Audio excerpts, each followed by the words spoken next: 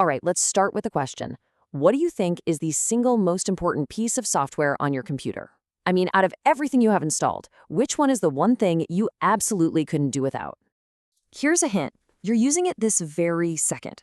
It's so fundamental to everything we do on our devices that we barely even notice it's there. It's the invisible foundation of our entire digital lives. Yep, we're talking about the operating system, or the OS. And probably the best way to picture it is as the master conductor of a huge, complicated digital orchestra. It's not playing any of the instruments itself, but it's directing every single part, making sure they all work together to create a masterpiece.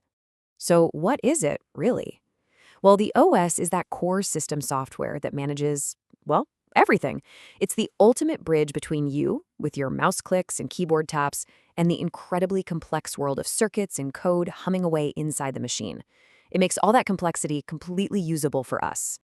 Okay, so if the OS is a conductor, what does it actually do? Well, just like a real conductor, it has a few absolutely critical jobs to keep the music playing smoothly. First, it's in charge of directing the musicians. Those are your apps. That's called process management.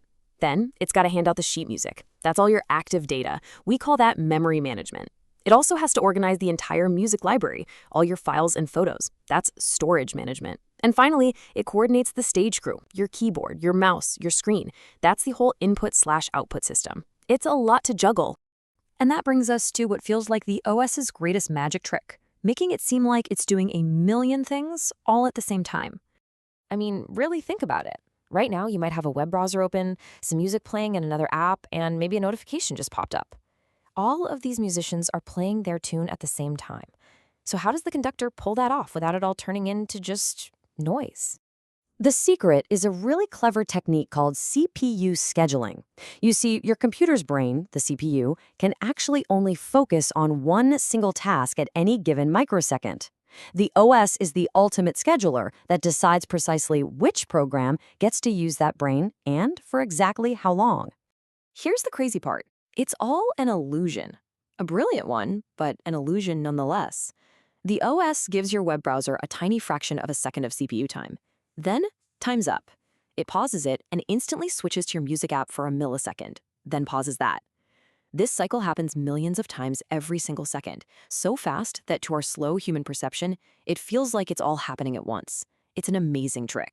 And as if that wasn't enough, it gets even more efficient with something called multi-threading. This is kind of like our conductor telling a single musician, let's say your web browser, hey, you're so good, you can play multiple parts of your own song at the same time. So the browser can load images and process text all at once. It just makes everything that much faster. Okay, but with so many different apps all running and needing to share things, there's a huge potential for chaos, right? What happens when two programs need the exact same resource at the exact same time? Well, that's when our conductor has to put on a different hat and become a peacekeeper. This is where a concept called process synchronization is absolutely vital. It's the art of making sure that when two different musicians need to share something, like a single printer or a specific file, they do it in an orderly, coordinated way. It keeps them from bumping into each other and making a mess. It's all about playing in harmony. And this can really go one of two ways. When it works, you get perfect harmony, perfect synchronization.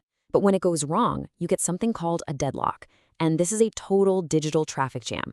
It's when two programs get stuck in a standoff, each one waiting for something the other one has. And the result? The music just stops. Your computer freezes. Luckily, our conductor has a whole bag of tricks to deal with this. The OS can try to prevent deadlocks from ever happening in the first place, or it can try to actively avoid situations where they might pop up. And if one does happen, it can detect it, step in, break the tie, and get the music playing again. You know, just like in the real world, not every conductor has the same style, and it's the same with operating systems. Different OSs are designed with totally different philosophies and priorities. Let's just look at a few of the big names. You've got Linux. Its whole design is built around something called kernel modules. Think of a conductor who literally lets you swap out entire sections of the orchestra on the fly. That's why it's so incredibly customizable and beloved by developers. Then there's Windows, which is built on system components. Its main goal is to create a super smooth, predictable experience for millions of people. So it focuses on things like fast user switching that make everyday life easy. And then you've got this other beast, distributed systems. These are the conductors for things like Google or Netflix. They're like a team of conductors working together across a global network, all designed so that if one of them stumbles, the rest of the orchestra just keeps playing without missing a beat. So the next time you unlock your phone or open your laptop or use your tablet, and it all just works without you even having to think about it, just take a second and remember that silent, unseen conductor in the background, the operating system, flawlessly managing this unbelievable symphony of billions of operations every single second, just for you. And that kind of leaves us with this one last big thought. As our devices get more complex, as our homes get smarter, as our cars start to drive themselves, what new, even more mind-boggling symphonies will the conductors of tomorrow need to learn how to direct?